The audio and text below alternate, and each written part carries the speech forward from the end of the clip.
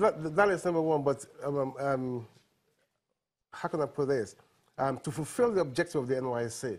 Now, when we send people from, after they've been graduates into the NYSC, the purpose is for them to go and gain knowledge. Now, if I'm the head of the NYSC, for example, if you study agriculture, I'll send you to the firms and the industry who are actually related to what you studied to go gain experience.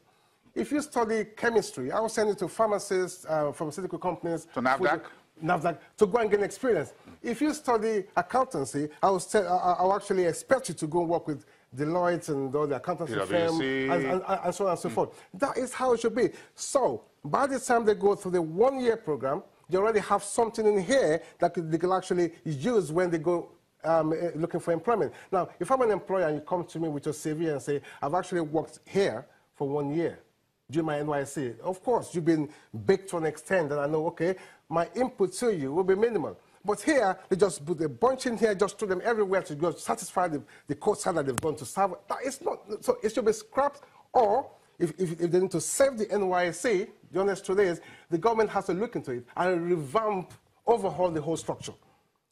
I see the reason why we have a military to actually guide, to rule, to actually drive that NYSC program. So what they should do is bring businessmen and women to actually be at the helm of that structure. Then it will work. Then it will save the NYSC. Now, coming back to the apprenticeship scheme, now it goes interwoven with the structure they have in the NYSC. If the NYSC is really working, then we should be talking about the apprenticeship scheme in a proper form at the moment, whereby your people have to go into employers 3 months, 6 months to do apprenticeship scheme.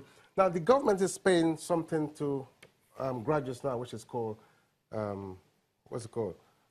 It's called Alawi in local parlance. 5,000 naira. Now, I've questioned this quite a few times on this platform. There's nothing wrong in paying people some stipend to do anything, but what is the purpose of it? What is the end result of it? If you want to pay, why don't you structure a program, okay? You go and find an employer you're going to work with, okay? Now, when you work as an employer, 6 months, 1 year, whatever, that's apprenticeship scheme, to go learn, okay? We will pay you that money, or pay the employer to pay them, or pay them directly, so they know the purpose of what. Why do you just give money for what purpose? I don't understand that. Then also, the government, they have a scheme whereby they give loans to people. Now, I've said this severally. Some people have no business in doing business.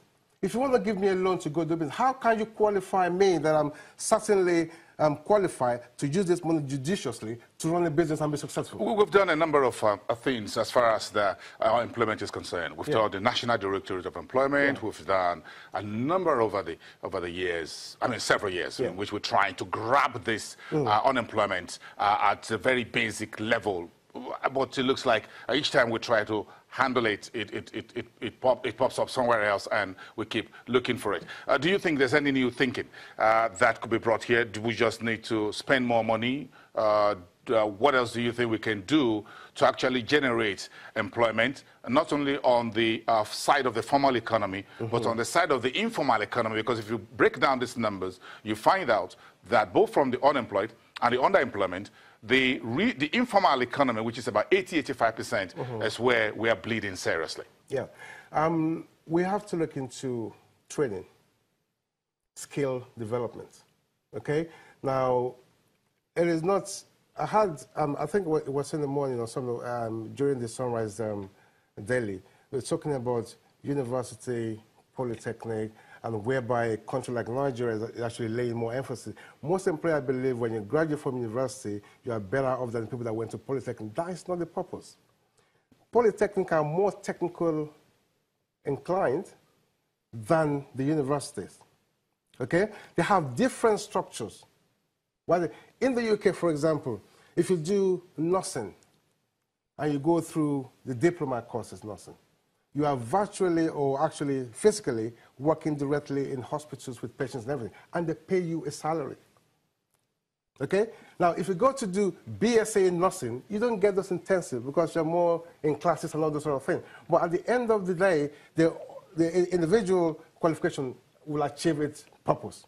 But here, we don't look at it that way. We think universities have more than the polytechnic and so on. But there are different structures. You have universities, you have polytechnic, you have quality of education, and so on and so forth. But what is our Ministry of Education doing about all this? Because we are lacking a lot of skills that we need for the economy that is not here.